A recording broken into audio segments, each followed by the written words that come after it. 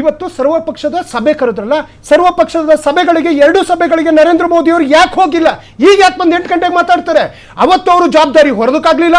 ನಿಮ್ಮ ಮಾಧ್ಯಮಗಳಿಗೆ ಪ್ರತಿಯೊಬ್ಬ ಪ್ರಧಾನಿಗಳು ಇಲ್ಲಿ ತನಕ ಯಾವ್ಯಾವ ಯುದ್ಧ ಆಗಿದೆ, ಇನ್ಕ್ಲೂಡಿಂಗ್ ಅಟಲ್ ಬಿಹಾರಿ ವಾಜಪೇಯಿ ಅವರು ನನ್ನ ದೇಶದ ಪ್ರಧಾನಿ, ಅವರನ್ನು ನಾನು ಹೇಳ್ತೀನಿ. ಕಾರ್ಗಿಲ್ ವಾರ್ ಆಗಿದ್ದಾಗಿರ್ಬೋದು, ಅಥವಾ ಲಾಲ್ ಬಹದ್ದೂರ್ ಶಾಸ್ತ್ರಿ ಆಗಿರ್ಬೋದು, ಜವಾಹರ್ಲಾಲ್ ನೆಹರು ಅವರಾಗಿರ್ಬೋದು, ಇಂದಿರಾ ಗಾಂಧಿ ಅವರಾಗಿರ್ಬೋದು, ಯಾವಾಗೆಲ್ಲ ದಾಳಿಗಳಾದಾಗ ಕೆಲವರು ಆಕಾಶವಾಣಿಯಲ್ಲಿ ಮಾತಾಡಿದ್ದಾರೆ, ಕೆಲವರು ಮಾಧ್ಯಮ ಉದ್ದೇಶಿಸಿ ಮಾತಾಡಿದ್ದಾರೆ, ಇನ್ಕ್ಲೂಡಿಂಗ್ ಮನಮೋಹನ್ ಸಿಂಗ್ ಅವರು ಮುಂಬೈನಲ್ಲಿ ಮಳೆ ಬರಬೇಕಾದ್ರೆ ಮಾತಾಡಿದ್ದಾರೆ.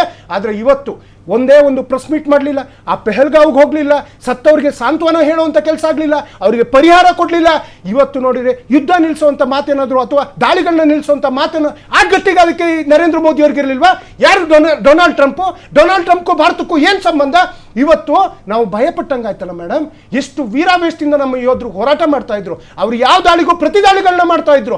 ಅವರು ದೇಶದೊಳಗಡೆ ನುಗ್ಗಿ ನಮ್ಮ ಸೇನೆಯನ್ನು ಅಲ್ಲಿ ಬಾಂಬ್ ಹಾಕುವಂಥದ್ದು, ಡ್ರೋನ್ ಹಾಕುವಂಥದ್ದು, ಕ್ಷಿಪಣಿ ಹಾಕುವಂಥ ಕೆಲಸಗಳು, ಉಗ್ರರ ಅಡಗುತಾಣಗಳಿಗೆ ಧ್ವಂಸ ಮಾಡುವಂಥ ಕೆಲಸ, ಆ ವೀರಾವೇಶದಲ್ಲಿ ಯೋಧರು ಹೋರಾಟ ಮಾಡಬೇಕಾದ್ರೆ ನಮ್ಮ ಯೋಧರ ಒಂದು ಆತ್ಮಸ್ಥೈರ್ಯವನ್ನು ಕುಗ್ಗಿಸುವಂಥ ಕೆಲಸ ಟ್ರಂಪ್